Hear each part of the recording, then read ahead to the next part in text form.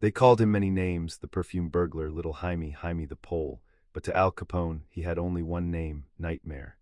In a city where violence was currency and murder was business, one Polish immigrant's son would rise to become the most dangerous enemy the famous Capone ever encountered. And before it was over, their war would paint Chicago's streets with more blood than the city had ever seen. Born Henryk Wojciechowski on January 25, 1898, the man who would become known as Hymie Weiss entered this world in Sieradz, Congress, Poland, as the son of Walenty and Maria Wojciechowski. He was known as the only man Al Capone feared. Picture a small Polish town at the turn of the century, where families struggled to put food on the table and dreamed of better lives across the ocean. When Henryk was just 3 years old, his parents made that leap of faith, emigrating to the United States in 1901, and upon their arrival, taking the Americanized names of William and Mary Weiss. They first settled in Buffalo, New York, but later moved to an Irish district in the north of Chicago. Imagine being a Polish Catholic family, moving into an Irish neighborhood in Chicago, a city that was growing so fast it seemed to burst at its seams. The streets were rough, filled with the sounds of different languages, the smell of stockyards, and the constant hustle of immigrants trying to make their way in this new world. Henryk had 4 siblings who survived infancy. Bernard, Bruno, Frederick, Violet, and Joseph. 2 others died during infancy. Walenty moved his wife and 3 sons to Chicago, where they had a daughter and another son, Henry Earl, who was born on Jan. 25, 1898. Walenty ran a saloon, and his youngest son apparently liked hanging out with the rough crowds there. Think about it, a young boy growing up in a saloon, watching tough men come and go, hearing their stories, learning their ways. The youngster's parents, who were then separated, sent him to Catholic school to ostensibly instill some religious values, but the streets had already begun to teach young Earl their own lessons. At some point the family name was changed to Weiss. That may be why he picked up the nickname Hymie. Some people also thought that he looked Jewish with his thin and wiry build, dark hair, and brown eyes. Most of his friends called him Earl, but to other gangsters and the newspapers he was Little Hymie or Hymie the Polak. It's funny how a nickname can stick to a person. Here was a devout Catholic boy with a Jewish-sounding nickname that would follow him to his grave. As a teenager, Weiss became a petty criminal. After he upset a fragrance shelf during a botched burglary as a youth, police dubbed him the perfume burglar. Can you imagine? A tough street kid trying to rob a store, only to knock over perfume bottles and get caught smelling like a flower shop. The newspapers loved it, but Weiss hated that nickname with a passion. "If you take my picture, I swear I'll kill you," he would tell newspapermen. The press had made an enemy of him early, and he never forgot it. Weiss was a tough kid who seemed to inherit some of his father's combativeness. As a young teen, he engaged in petty crimes and ran with the Polish street gangs in Chicago. The north side of Chicago in those days was like a pressure cooker. Different ethnic groups, Irish, Polish, Italian, Jewish, all crammed together, all fighting for their piece of the American dream. And sometimes that fighting got literal. He wanted to fight the Germans in World War I, but was rejected by the U.S. Army because of a double rupture. He was so angry about that rejection that he once shot his brother Fred for taunting him about not serving during the war. This tells you something about Hymie Weiss. He couldn't stand being seen as weak. When his own brother Fred mocked him about not being able to serve, Weiss's response was to shoot him. When Fred was questioned about his brother in 1926, he replied, "I've seen him once in 20 years. That was when he shot me 6 years ago." But the most important meeting of young Earl's life was about to happen. Early on, Hymie became friends with Dean Dion O'Banion, a tough Irish boy 6 years his senior with a penchant for crime. O'Banion wasn't just another street thug, he was charismatic, clever, and ambitious. He ran a flower shop as a front for his criminal activities, and he had a vision for organizing crime in Chicago's North Side. Dean O'Banion had joined the Little Hell Gang. They sold newspapers and stole from stores and often mugged other residents. It was in this gang he met future fellow Chicago mob associates, Earl Hymie Weiss, Vincent the Schemer Drucci, and George Bugsy Morin. These weren't just random criminals, they were the founding members of what would become one of the most feared criminal organizations in American history, the North Side Gang. With Weiss and George Bugs Morin, O'Banion established the North Side Gang.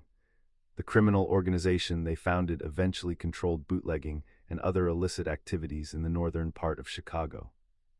When Prohibition came in 1920, it was like Christmas morning for organized crime.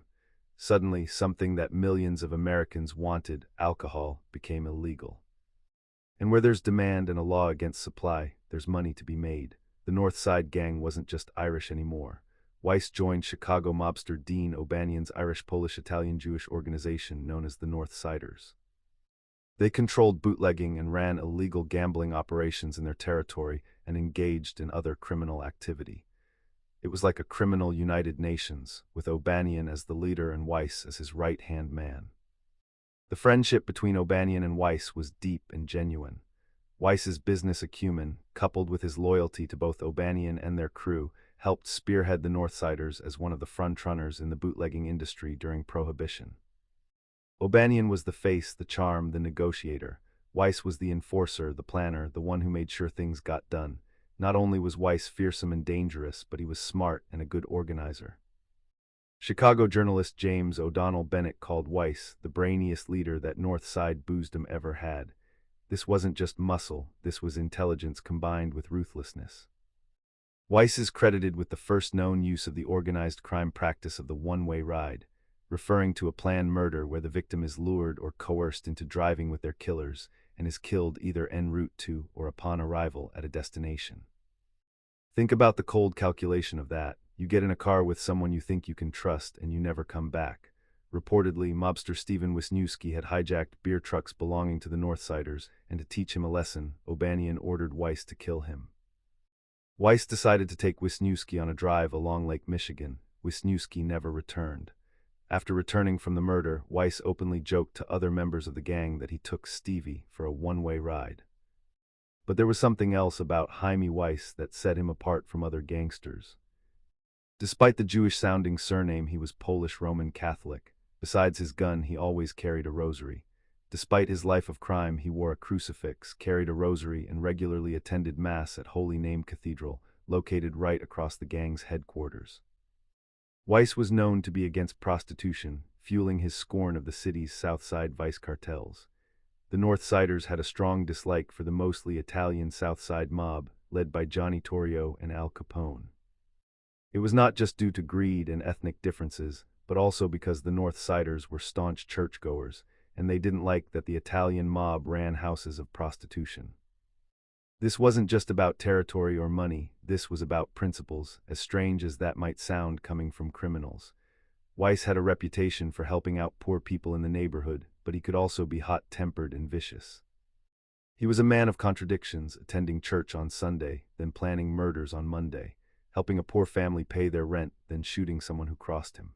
The relationship between the North Side Gang and the South Side organization run by Johnny Torrio and his young protege Al Capone started out with an uneasy peace. Almost from the start, O'Banion's North Side Gang was at odds with the South Side outfit led at the time by Torrio. About 1921, O'Banion and Torrio, who actively wanted peace with his rival, worked out a deal that seemed to satisfy both the South Side gangsters and O'Banion's group. O'Banion not only kept the North Side and the Gold Coast, a wealthy neighborhood on Lake Michigan, but he even got a slice of Cicero, a suburb controlled by Torrio and Capone on the south side of Chicago, and they all shared profits from a lakefront casino called the Ship. But peace in the Chicago underworld was like morning mist, it never lasted long. Eventually the peace broke down. The territories began to blur, the agreements began to fray, and the tension began to build. You had two fundamentally different organizations, the North Siders with their mixed ethnic makeup and their strange moral code, and the South Siders with their Italian-dominated structure and their involvement in prostitution. And then came the moment that would change everything. O'Banion refused to agree to cancel a debt owed by Angelo Genna and called Genna demanding that he pay his debt within a week. The Gennas sent a killer named Frankie Yale, and other gangsters visited Schofield's, O'Banion's flower shop, to discuss floral arrangements. However, the real purpose of these visits was to memorize the store layout for the hit on O'Banion. On November 9th of 1924, O'Banion got a telephone order for a custom wreath to be picked up the following morning. On the morning of November 10, 1924, O'Banion was arranging chrysanthemums in the back room. Dean O'Banion was killed at his headquarters flower shop on November 10, 1924. In a fateful step, Torrio arranged the murder of O'Banion at his flower shop on November 10, 1924. O'Banion was in his North Side flower shop, a front for his mob activities, when a Torrio associate from New York, Frankie Yale, visited, hand outstretched in friendship. With him were two known gunmen from the Jenna organization. A few minutes later, O'Banion was dead of gunshot wounds in his flower shop. The death of Dean O'Banion hit Hymie Weiss like a sledgehammer. It had all culminated in the death of his best friend and mentor in November. When Dean O'Banion died, Hymie said everything he had in the world was gone. But grief in the gangster world doesn't mean tears and black clothes, it means blood and revenge. Weiss succeeded his friend as North Side gang leader and embarked on a campaign of revenge against the Torrio Capone gang and the Jenna brothers. When Detective Captain Skomaker asked Weiss when he was brought in for questioning a few hours after O'Banion's murder, "If you knew anything about this murder, would you tell me?" Weiss replied with a grin, "Well, to be frank, I guess I wouldn't." And he meant it. 23 months intervened between the killing of O'Banion and the killing of Weiss. They were active months in gangdom, and the sequence of their activities can be traced like a pattern on a wall from the dead body of O'Banion to the dead body of Weiss. For 23 months, reprisal piled on reprisal, while the police puttered about helplessly and the law-enforcing agencies remained impotent in the face of violence. Now here's something that made Hymie Weiss different from other gang leaders who might have sought revenge. Weiss was terminally ill with cancer, which made him heedless of his own safety when conducting bold attacks on Torrio's gang. Weiss was said to have suffered from arterial cancer, which often gave him blinding headaches, dizziness, and fainting spells. Weiss suffered from painful migraines and once said, "I don't expect to live long, but I expect to live long enough." Think about what that means. Here's a man who knows he's dying, who wakes up every morning with blinding headaches, who sometimes can barely stand from the dizziness. And what does he do? Does he make peace? Does he try to enjoy what time he has left? No. He decides to go to war with the most powerful criminal organization in Chicago. Because of his illness, Hymie often said, "I don't expect to live long, but I expect to live long enough," which may explain his fearlessness while fighting Al Capone. The first strike came quickly. In January 1925, the North Siders shot up Al Capone's car on 55th and State St., missing Capone but wounding members of his entourage. Capone wasn't in the car, but the message was clear: the North Side gang was coming for him. But Weiss wasn't done. Later that month, Weiss, Morin, and Drucci ambushed Torrio outside his South Side home. Torrio was shot several times and left for dead. Torrio survived and recovered in a local hospital. Weiss and Morin ambushed Johnny Torrio, who headed the South Side gang, outside his home. Despite being badly wounded by pistol and shotgun fire, Torrio survived and the rival gangs squared off for war. The attack on Torrio changed everything. Shortly after this incident, Torrio relinquished control of his gang to Al Capone. Torrio went into retirement after North Side gunmen almost killed him, handing control to Capone. After recovering, he effectively resigned and handed control over to Capone, aged 26, who became the new boss of an organization that took in illegal breweries and a transportation network that reached to Canada. Now it was Capone versus Weiss, and Chicago was about to become a battleground. After Torrio's flight to New York City, Chicago broke out into a citywide gang war. This placed Hymie Weiss at the head of the gang, backed by Vincent Drucci and Bugs Morin. Weiss had been a close friend of O'Banion, and the North Siders made it a priority to get revenge on his killers. Weiss allied his North Side gang with the West Side O'Donnells, the Salties McErlane mob, and the GKW gang. It was like watching armies form up before a battle. On one side, you had Capone with his Italian organization, his connections to the Sicilian families, his brutal efficiency. On the other, you had Weiss with his multi-ethnic coalition, his burning desire for revenge, and his complete disregard for his own safety. The year 1925 became a bloodbath. The North Siders were enraged about the murder and took their revenge. 1925 was a year where the North Siders would be victorious. Weiss and his gunmen were also suspected of gunning down Sicilian crime boss Angelo Genna on May 26, 1925. The Gennas were longtime enemies of O'Banion. The first victim was Angelo Genna, the leader of the gang. He was murdered after a high-speed chase in May 1925. The Genna brothers had been part of the group that killed O'Banion. Now they were paying the price. Not much longer his brothers wanted to take revenge for Angelo's death. Mike Genna ambushed Drucci and Bugs Morin but only wounded the men. Soon the police came to the scene, chased Mike Genna, and also shot him to death.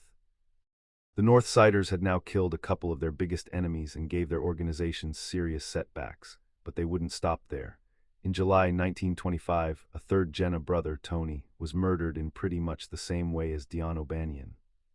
The three other Jenna brothers fled Chicago sometime later and left their businesses.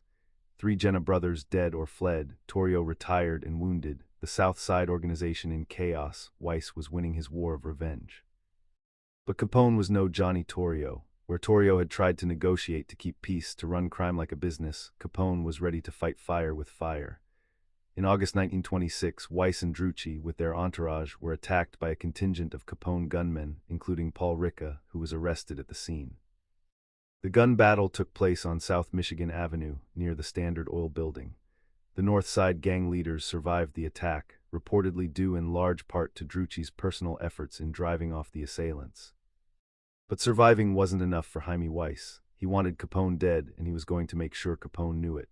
What happened next would go down in Chicago gangland history as one of the most audacious attacks ever attempted. Weiss retaliated against Capone on September 20, 1926. A procession of 10 vehicles unloaded gunfire into Capone's Hawthorne Hotel on 22nd St. in Cicero. Over 1,000 rounds were fired. Think about that for a moment. 10 cars, over 1,000 rounds of ammunition. This wasn't a hit, this was a military assault. Capone was having lunch with his bodyguard Frank Rio at the Hawthorne Hotel when a caravan of cars rode past and opened fire with multiple machine guns. According to some accounts, the second-to-last car stopped in front of the hotel and a gunman, clad in a khaki army shirt and brown overalls, approached the hotel's front door and emptied a machine gun into the room. One of the cars stopped and a man in brown overalls got out, said to be Peter Gusenberg, and emptied his Tommy gun into the cafe where Capone was cowering. Police at the time believed Weiss, Drucci, Morin, the Gusenberg brothers, and other North Siders were the gunmen in the attack. Capone was on the premises at the time of the shooting, but was able to flee out of the back of the building during the ambush. Paul Ricca, who was wounded in this attack, reportedly warned Capone and others as the North Side convoy came down the street. Capone was unharmed, but there was a lot of damage, and he was in serious danger. At 1.7 carloads of Northsiders shot up Capone's headquarters at the Hawthorne Hotel in Cicero. They nearly destroyed the building, but Capone survived. After the Hawthorne Hotel attack, something changed in Al Capone. This act scared him enough to attempt a truce. Capone first wanted a truce with the Northsiders, but Hymie wouldn't have anything of that. Capone was said to be genuinely afraid of his rival, and his requests for truces were rejected by Weiss. At a peace conference on Oct. 4, 1926, Weiss insisted that the triggermen in the O'Banion murder, John Scalise and Albert Anselmi, be executed. Capone refused Weiss terms, and Weiss took more radical means to avenge O'Banion. Weiss told the liaison that he would agree to peace if Capone surrendered John Scalise and Albert Anselmi, who he knew were involved in the murder of Dean O'Banion, to the Northsiders. Capone refused, and Weiss left the meeting angry. Think about what Weiss was demanding. He wanted Capone to hand over 2 of his own men to be executed. It was never going to happen, and Weiss probably knew it, but he had to ask. He had to show that his loyalty to O'Banion went beyond death, beyond reason, beyond his own safety.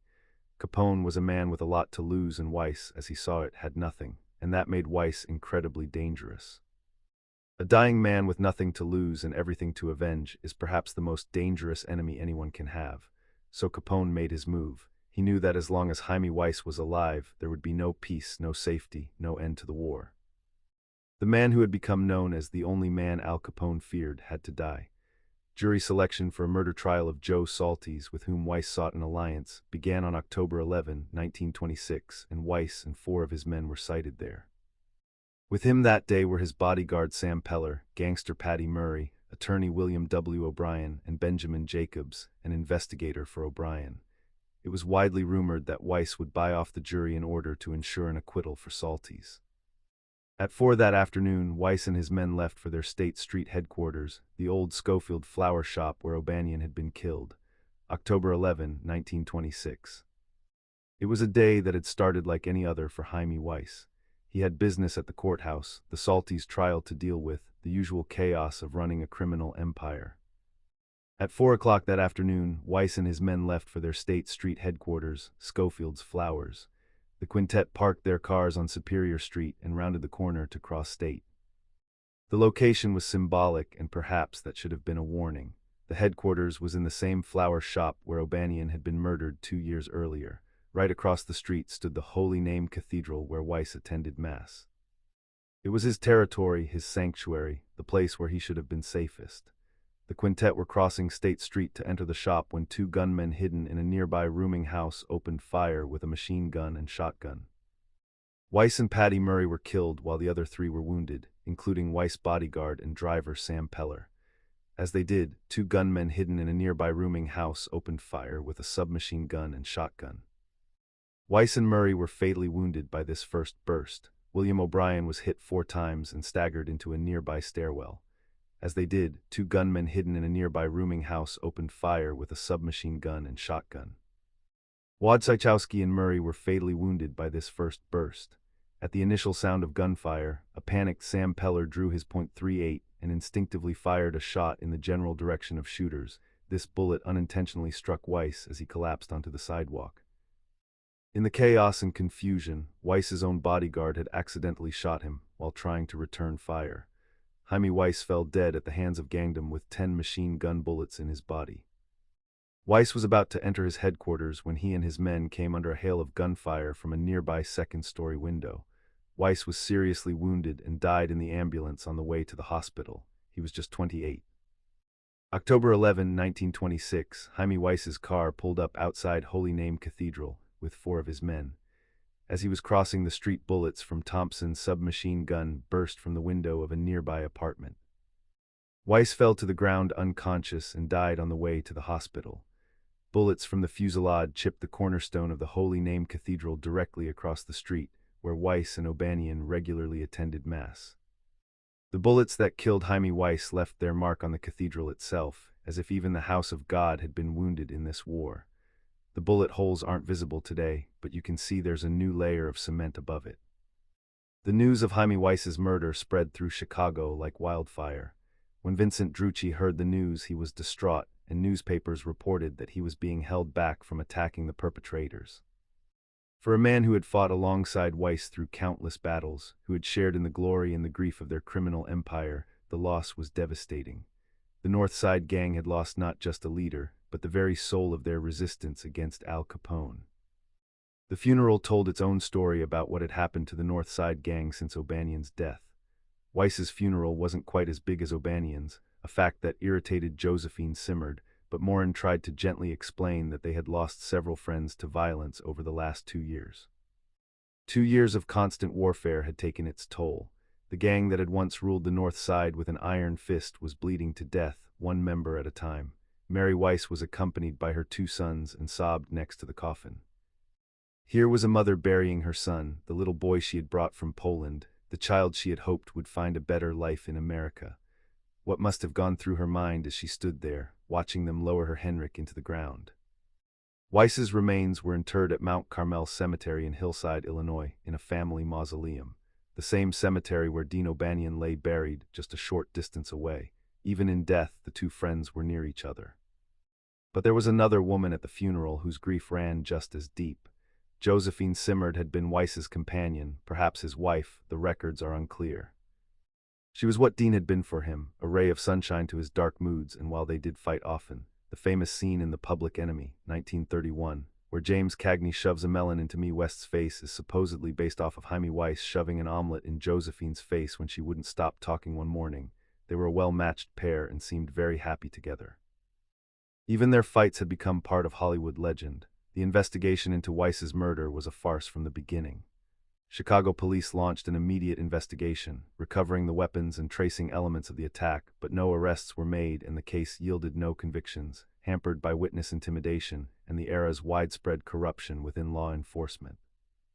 Everyone knew who had ordered the hit, everyone knew Al Capone was behind it, but knowing and proving were 2 different things in 1920 Chicago.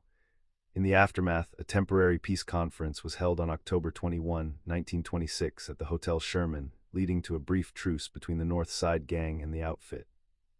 However, the violence soon resumed, with Bugs Morin assuming leadership of the North Siders and the feuds escalating toward events like the St. Valentine's Day Massacre. George Bugs Morin took over what was left of the North Side Gang. He had been there from the beginning, had stood beside O'Banion and Weiss through all the battles. Now it was his turn to lead, but he was inheriting a broken organization. The gang that had once commanded respect and fear throughout Chicago was now struggling just to survive. The peace conference at the Hotel Sherman was a strange affair. Picture these men, killers all, sitting around a conference table in a luxury hotel, discussing territories and truces like businessmen dividing up market shares. They carved up Chicago like a Thanksgiving turkey, this neighborhood for you, that one for me, but everyone knew it wouldn't last. How could it? Too much blood had been spilled, too many friends had died, too much hatred had built up. And Capone, for all his fear of Hymie Weiss, for all the sleepless nights and the constant looking over his shoulder, he had won. The only man he ever truly feared was dead, but victory in the gangster world is never complete, never final. There's always another enemy, another threat, another war to fight. The years that followed Weiss's death saw Chicago descend even deeper into violence. Without Weiss's strategic mind and fearless leadership, the North Side gang became less organized, more desperate. They still controlled their territory, still ran their bootlegging operations, but they were a shadow of what they had been. Morin tried to keep the flame alive, tried to maintain the fight against Capone, but he lacked Weiss's intelligence and organizational skills. Where Weiss had been calculating and strategic, Morin was impulsive and violent. Where Weiss had built alliances and maintained discipline, Morin struggled to keep his own men in line. The culmination of this ongoing war came on February 14, 1929, a date that would live in infamy. The St. Valentine's Day Massacre was the murder of 7 members and associates of Chicago's North Side Gang on St. Valentine's Day 1929. The men were gathered at a Lincoln Park, Chicago, garage when between 4 and 6 men entered, 2 of whom were disguised as police officers. The setup was brilliant in its simplicity. Morin was offered a truckload of whiskey at a bargain price, which he had ordered to be delivered at 10:30 a.m. to the garage of the SMC Cartage Company on North Clark Street, where he kept his bootlegging trucks. It seemed like just another business deal in the bootlegging trade. On February 14, 7 members of Morin's operation were gunned down while standing lined up, facing the wall of the garage. Some 70 rounds of ammunition were fired. The killers, dressed as police officers, had ordered the men to line up against the wall, supposedly for a routine raid. The victims, thinking it was just another shakedown, complied. They were dead before they knew what was happening, but here's the twist of fate that saved Bugs Morin's life and perhaps changed the course of Chicago's gang history. Bugs Morin, the main target of the assassination, was not present, arriving late. When he saw the approaching police car, he turned around going to a nearby cafe instead. Running late saved his life. Had he been on time, the North Side gang would have been completely decapitated. When police officers from Chicago's 36th district arrived, they found one gang member, Frank Gusenberg, barely alive. In the few minutes before he died, they pressed him to reveal what had happened, but Gusenberg wouldn't talk. Even dying, even with nothing left to lose, he kept to the code. When asked who shot him, Gusenberg reportedly said, "Nobody shot me." The massacre shocked the nation. News of the massacre made headlines across the country and served as a wake-up to many Americans about the extent of organized crime's power and violence. This wasn't just another gang shooting. This was an execution, a slaughter, something that belonged in a war zone, not on the streets of an American city. When Morin learned of the carnage, he broke the gangster code, accusing Capone of the murders.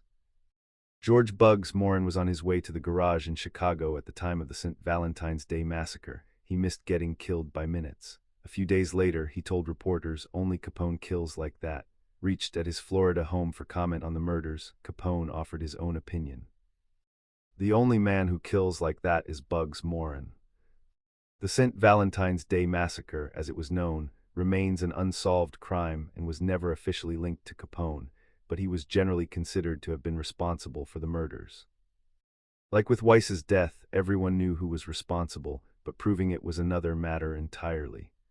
Though the St. Valentine's Day Massacre marked the end of any significant gang opposition to Capone's rule in Chicago, it can also be said to have marked the beginning of his downfall. With his highly effective organization, his impressive income, and his willingness to ruthlessly eliminate his rivals, Capone had become the country's most notorious gangster, and the newspapers dubbed him Public Enemy No. 1. The massacre was, in many ways, Hymie Weiss's war reaching its final, bloody conclusion. The conflict he had started, the vengeance he had sought for O'Banion's death, had culminated in this ultimate act of violence. 7 more Northsiders dead, the gang effectively destroyed, and Capone triumphant.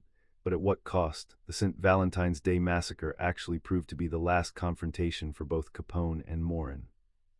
Capone was jailed in 1931, and Morin lost so many important men that he could no longer control his territory. Capone served 9 months in prison and was released for good behavior. In February 1931, a federal court found Capone guilty on the contempt charge and sentenced him to 6 months in Cook County Jail. But it was tax evasion, not murder, that finally brought down Al Capone. In June 1931, Capone was indicted on 22 counts of income tax fraud. His trial took place in October 1931. He was found guilty and sentenced to 11 years in prison. The man who had ordered countless murders, who had built an empire on blood and bullets, was brought down by accountants and tax lawyers. As for Bugs Morin, the years after the massacre were a long, slow decline. Thinking it was a raid, Morin immediately left. His power reduced, he drifted into petty crimes, ending his days in prison for bank robberies, Ohio Penitentiary, 1946-56. Leavenworth Federal Penitentiary, 1957. The man who had once run the north side of Chicago was reduced to robbing banks like a common criminal. McGurn's killer remains unidentified, but was likely Morin, though he was never charged with the murder. Morin was relegated to small-time robberies until he was sent to jail in 1946. He died in Leavenworth Federal Prison in 1957 of lung cancer. Morin died of lung cancer a few months into his 10-year sentence at Leavenworth Federal Prison in Kansas on February 25, 1957, at the age of 63. Think about that ending. Bugs Morin, who had once commanded one of the most powerful criminal organizations in America, died in a federal prison. He was estimated to be worth about $100 at his death, and he received a pauper's burial in the prison cemetery. From millions to $100, from power to a pauper's grave, that was the legacy of the North Side Gang. The story of Hymie Weiss and his war with Al Capone changed organized crime in America forever. Before Weiss, gang violence was relatively controlled, limited. Murders happened, but they were targeted, specific. Weiss turned it into total war. The one-way ride he invented became standard practice. The machine gun attacks, the car bombings, the mass murders, all of these became part of the gangster playbook because of the war between Weiss and Capone. But there's something else about Hymie Weiss that deserves to be remembered, something that gets lost in all the blood and violence. He was a man of contradictions, yes, but he was also a man of loyalty. His entire war with Capone wasn't about money or power or territory. It was about friendship. It was about avenging Dean O'Banion. In a world where betrayal was common and loyalty was rare, Hymie Weiss spent the last 2 years of his life, knowing he was dying of cancer, fighting to avenge his friend. And what about that cancer? This recklessness was reportedly fueled by his 1926 diagnosis of terminal arterial cancer, which caused debilitating headaches and led him to ignore personal safety. Every day he woke up in pain. Every day he fought through the headaches, the dizziness, the knowledge that his body was betraying him. And every day he got up and continued his war against Capone, not for money, not for power, for friendship. The North Side Gang died with Hymie Weiss, even if it took a few more years for the corpse to stop moving. The organization that O'Banion had built, that Weiss had led, that had once made even Al Capone afraid, was effectively finished the moment those machine gun bullets tore through Weiss on State Street. But the legacy lives on. Every gang war that followed, every drive-by shooting, every act of organized violence in America's streets carries within it the DNA of that war between Hymie Weiss and Al Capone. They wrote the book on organized crime violence, and America has been reading from it ever since. James Cagney, when he played a gangster in The Public Enemy in 1931, based his character on Hymie Weiss and Dean O'Banion. James Cagney based his character and speech patterns after both Hymie Weiss and Dean O'Banion in the classic gangster movie The Public Enemy. The way he talked, the way he moved, the violent temper, the sudden moments of charm, that was Hymie Weiss on the silver screen. Hollywood turned him into a legend, even if most people watching didn't know his name. The bullet holes are still there, you know, on the Holy Name Cathedral in Chicago. They've been covered over with cement, but they're there beneath the surface. Scars on a church wall marking the spot where Hymie Weiss fell. Every Sunday people go to Mass in that cathedral, walking past the place where one of Chicago's most notorious gangsters died, most of them never knowing the history beneath their feet. In the end, the story of Hymie Weiss is a tragedy in the classical sense. A man with qualities that in another life, another time, might have made him great, destroyed by the very strengths that defined him. His loyalty led him to vengeance. His courage made him reckless, his intelligence was wasted on crime, his faith was corrupted by violence. Al Capone won the war, but what did he really win? A few more years of power before prison and madness claimed him. Syphilis ate away at his brain, and he died in 1947, his mind gone, mumbling to ghosts in his Florida mansion. Some say he spent his last years haunted by the men he had killed, calling out to them in his delirium. Bugs Moran lived longer but died poorer, forgotten in a federal prison. The North Side Gang became a footnote in history, remembered mainly for being victims of the St. Valentine's Day Massacre. The empire that O'Banion built, that Weiss died defending, that Moran tried to preserve, crumbled into nothing. But Hymie Weiss, Earl Hymie Weiss, born Henryk Wojciechowski, the Polish immigrant's son who became the only man Al Capone ever feared, his story resonates beyond the simple facts of his life and death. He represents something fundamental about the American immigrant experience gone wrong, about the corruption of the American dream, about what happens when loyalty and friendship exist without law, without morality, without limits. He was 28 years old when he died, 28, younger than most people are when they get married, start careers, have children. He had lived his entire adult life as a criminal, had killed and ordered killings, had built and destroyed fortunes, had waged war against the most powerful criminal organization in America. And for what? For a friend who was already dead, for a principle that was corrupted from the start, for a victory he could never achieve. The rain that mixed with his blood on State Street that October day in 1926 has long since dried. The buildings have been torn down and rebuilt. The city has changed beyond recognition. But something of that moment remains, something of that man who carried a gun and a rosary, who prayed on Sunday and killed on Monday, who loved his friends and destroyed his enemies, who lived without fear and died without surprise. In a strange way, Hymie Weiss won his war with Al Capone after all, not in life but in memory. Capone is remembered as a villain, a symbol of organized crime's brutality, but Weiss. Those who know his story remember him differently, the only man Capone feared, the friend who wouldn't abandon his loyalty even in death, the gangster who went to church. Perhaps that's the final irony of Hymie Weiss's story.